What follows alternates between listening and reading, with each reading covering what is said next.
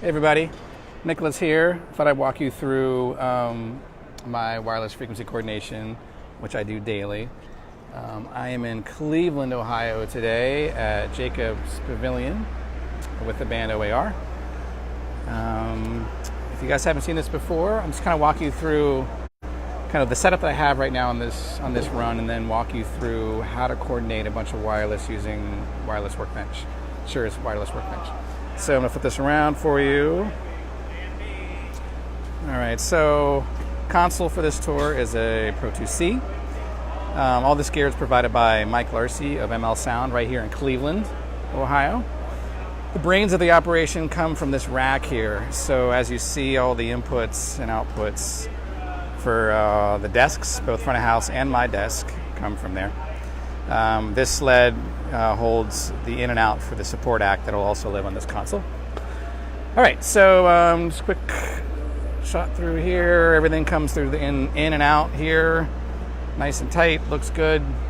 All right, so on this show, I got 10 channels of PSM 1000s, and then I've got kind of a mishmash of Shure inputs. So 8 channels of Axient digital, 4 channels of ULXD, and then some UHFR.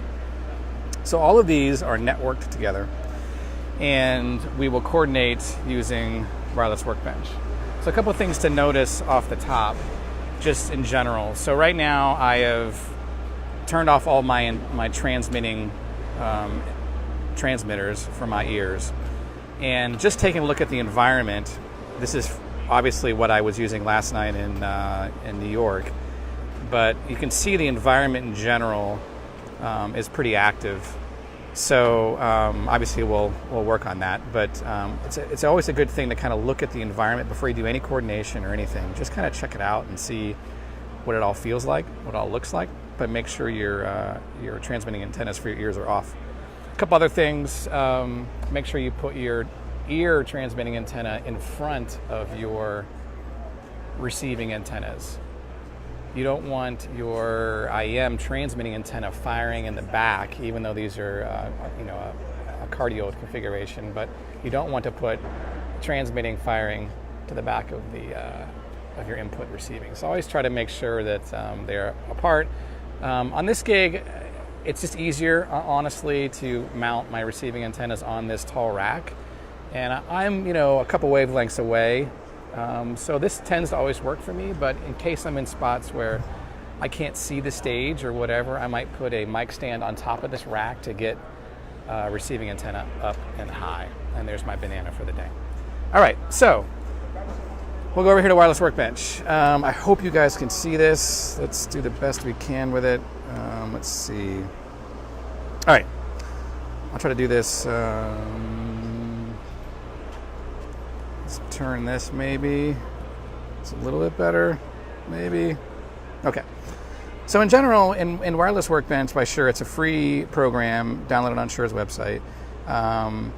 It has information for all wireless units, but you can't network different manufacturers. So you got to stick with Shure as far as networkable. But you can coordinate any brand or model, almost every brand or model, using Wireless Workbench.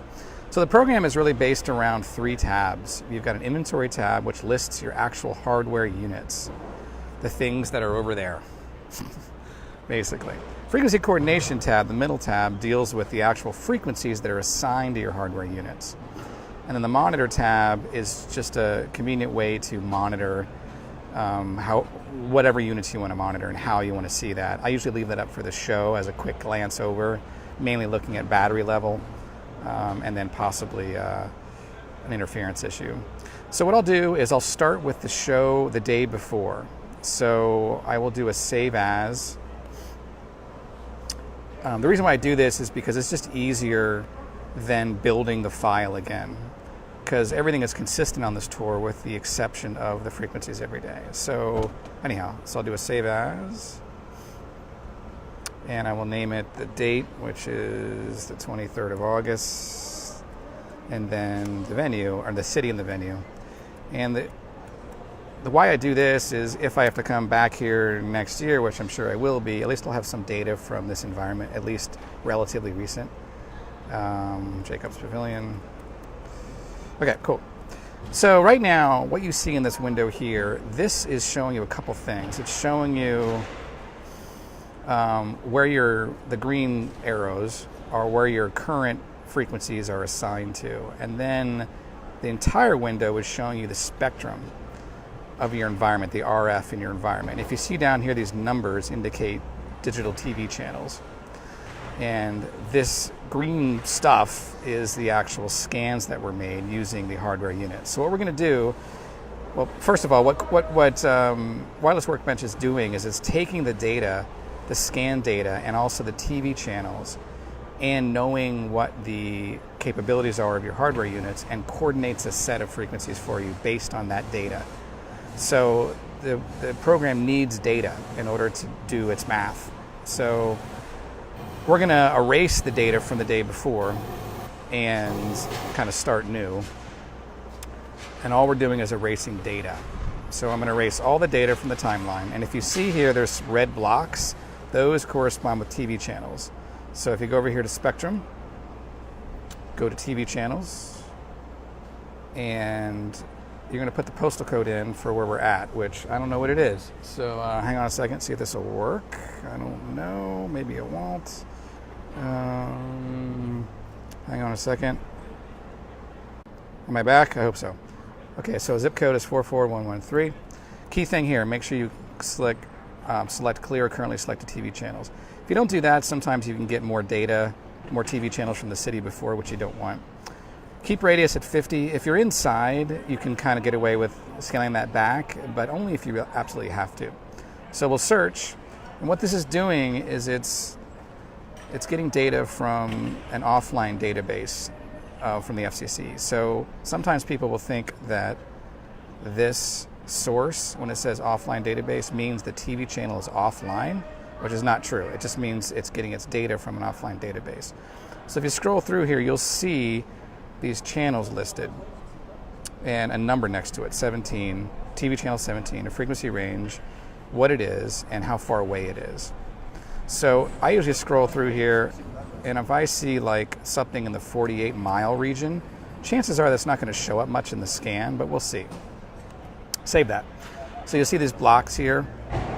These red blocks will denote TV channels. So we're going to go ahead and do a scan now. So because I've got the Axient units, they're a wideband unit, so which is 470 to 636.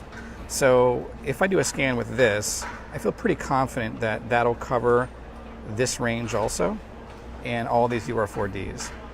This unit here is an L3, which is in the 600 range. So I'll need to do a scan of that, and then I'll use a scan of that. So go over here, because the units are networked, and key thing here is make sure that it's really hard to see in this light, but down here you can see 12 devices online. So make sure that always is jiving with how many units you actually have networked. So we're going to go to recent scans. We're going to select, these are all your networked units that have the ability to scan. We're going to select one of the Axients, and we're going to select one of the L3 or 4Ds. You'll kind of see right there the range. And then hit start. And that's going to start scanning. And you can kind of see here it's starting to build the scan. And if you look over at the units, you'll see scanning and process there, scan and process. And then down here, you'll see scan and process. So as that's doing its thing, we also need to get data in for the ears. Best way to do that is to grab a pack. Make sure that your transmitters are all off. You don't want to be scanning, even in that mode, with these on, because therefore it'll pick up your own stuff. So I'm going to grab just my Q pack here and walk out to the deck where the performers are actually going to be working, one-handed here. Let's see. So right now I am in Q mode. I'm going to get out of Q mode. So I'm going to hit enter, radio, and then go down to full scan. run scan.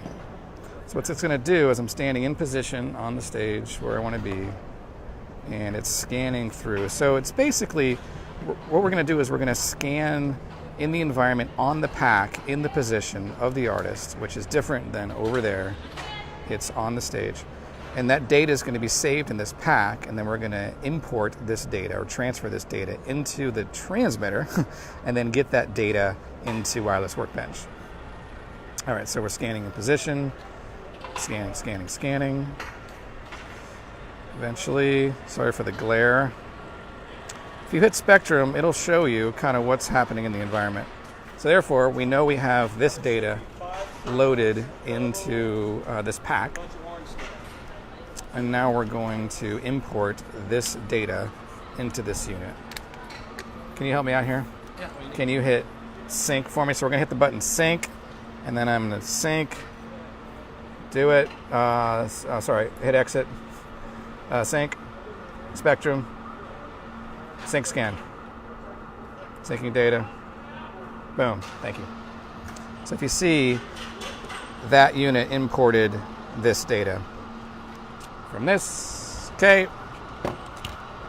We're going to go here, and if you see here, we've already, these scans have finished, meaning these units have finished doing their scans. And that data is now in the file. Now we're going to go and import that in-ear pack that we just scanned. Boom. Go over here. Sorry. Fifth unit is the unit that I was doing. Import that data. Done. All right, so now we have a bunch of data in the program of the environment. And if you see here, I'm going to kind of zoom in here. See that big block? That is a TV channel. And 17 is a TV channel. And I'm going to say 16 is a TV channel, or at least enough of a noise floor that I don't want to use it. So it's always good to look through the file, look through the scan data, and see what's going on. Because sometimes the offline database for Shure isn't always accurate. So sometimes something got turned on in between, or a TV channel fired up in between. So one way to kind of see that in the program is, it's hard to kind of see the blue and red. If you go over here, you see TV channels are blue, or sorry, red. Additional exclusions are blue. An exclusion means anything that is above this red line right there. That line is what's called your exclusion threshold, which is negative 85 right there. Leave it. Don't touch that unless you absolutely have to. So anything that falls below that red line, the program's going to say, that's interference, or that's not okay. So if I took the blue away in this TV channel, you'll see it's a straight up TV channel. Okay, so but right here, channel 27, it looks like it's not a TV channel, but there's a whole lot of noise floor there. So I'm going to go ahead and add channel 27 into the coordination. Boom. What are you looking for, man? Oh, right over here. That one. That's okay. Mics. All right, 27. I'm going to save that. And then if you see here, channel 21. Got it. You're welcome. So channel 21 is not listed as a TV channel, but it looks like there's a lot of noise there. So I'm going to also add that into my TV channels. So what I'm doing here is I'm looking at the spectrum and making my own decisions on what I feel like I don't want the program to coordinate into. Same thing here, channel 16, looks like there's a bunch of junk there, even though it's not listed as a TV channel with the database. I'm going to go here, hit it, do it, save it. I think I did that right. Sorry. Yeah, okay, save. Save. All right, so looking through the file, I see TV channels. That's it. Now, sometimes you might see, if you're using an LED wall, this tour doesn't use it, but you'll see an LED wall sometimes, not all of them, but it'll kind of look like a kind of a gradual hill. Basically, the noise floor is being kind of increased. And a trick for that, if you get in a spot sometimes with a big LED wall and you're seeing a big noise floor being raised, meaning this is the noise floor down here, which is it's the inherent noise floor of the transmitter or receiver. But if that's really high because of an LED wall, you can do a couple tricks. But one thing, even though it kind of seems counterintuitive, is I will put an inline pad on the inputs of my receiving antennas. This is a 6 dB pad, which I really probably only need a 3 dB pad, but you're basically lowering the noise floor, which you think would affect the range, but it doesn't quite work that way. So sometimes if you have a lot of noise in the environment, if it's an LED wall, if it's just a noisy environment in general, sometimes padding your inputs will help. And these pads, you can find those on my website, Sound Nerds Unite, some links to that stuff. Just a trick. Cool. So we've got all the data. So we've got our this data, which is a full spectrum, and this data, which is the spectrum it didn't cover, and then the data from the in-ears and the TV channels. We've done all that.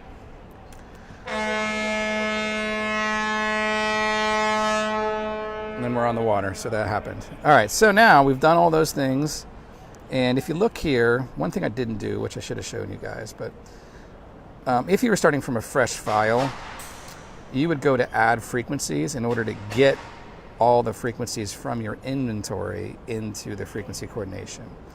And if you selected that, I'm not going to do it because I've already done it, but you would just say all frequencies from inventory, and that would bring them into this window. But they're already in there. And if you see here, I've already chosen backup frequencies, or I need backup frequencies, like two per band or unit. And you can do that easily by right-clicking on or double-clicking on the model number, and then you can go down here and add more frequencies, if you can see that. It's hard to see. Anyway, that's that. Data's in. We're going to let the computer do its thing, hit calculate. That was quick. So look down here, and you want to make sure that, if you can see it, I have to coordinate 40 channels every day, but for you, it might be less or more, but just make sure that you've got all the frequencies that you need. So before I even decide that that's awesome, that the computer did a great job, I'm going to analyze and make sure this is all green. If you see any reds in there, it's going to show you what an exclusion is, or an issue. And if it's red, you could click on it and it would show you how that's interfering with other units, and it'll tell you why there's a conflict. And you'll see here I got 0 conflicts, 40 good channels. Now, just because it says it's working great doesn't necessarily always mean that that is right. So I will always go through here and just look at where it coordinated. So like, here's an example. This is a TV channel, and this is something. Could be an ear, could be an input. That's pretty close to a TV channel, which is probably fine. But just for the heck of it, I'm gonna calculate more. Thanks, dude. And move things around a bit more so I have a bit more space. So don't be afraid to calculate multiple times. Another thing here, that is pretty close. I can affect only one if I wanted to, but at this point I'm just going to recalculate and see where it lands me. So that looks better. It looks good. That's a little weird. I'm going to move that around. That's better. Better. Yeah, okay. And just a heads up, this is probably a old analog TV signal. All right, so in general, that set looks kind of okay. I'm going to calculate one more time.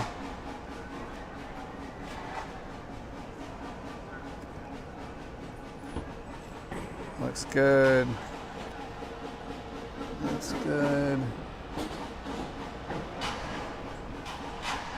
All right, cool. I'm pretty happy with that. That'll work.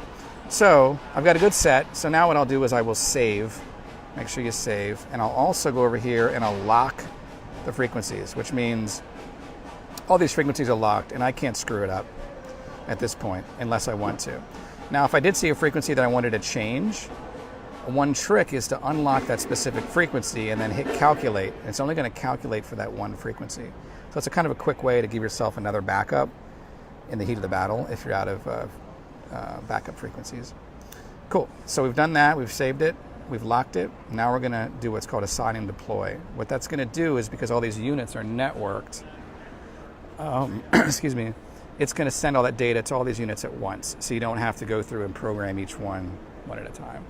So I'm going to go here and hit assign and deploy.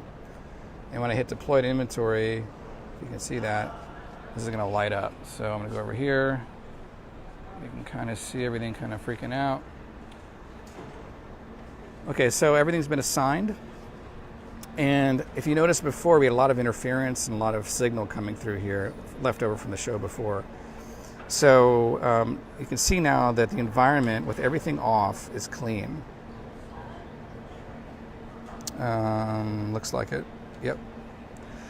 So before I, assign frequencies to everything and get the packs and all that stuff, I'm going to go ahead and load all these frequencies into my Q pack, and then walk out on the deck with the antennas off and look at the meter and make sure that there's no RF coming in, if that makes sense. So in order to do that with the PSM 1000s is I'm going to go into what's called Q mode. Q mode allows you to load a pack with all these frequencies and then use the up and down arrows to listen to each one individually. So I'm going to delete all, and then I'm just going to load this. So this is going to be hard one-handed, but sync. And just a trick with these, it's faster to go down the way I'm going than to go left and right. So I'm syncing, success. This is the boring part. So I'm loading these frequencies onto my Q pack in Q mode. Okay. Cool. So what I've done is I've got 10 mixes on here, and the antennas are off, and I'm looking at this meter. It says RF. I'm looking for any activity once I walk out to the deck.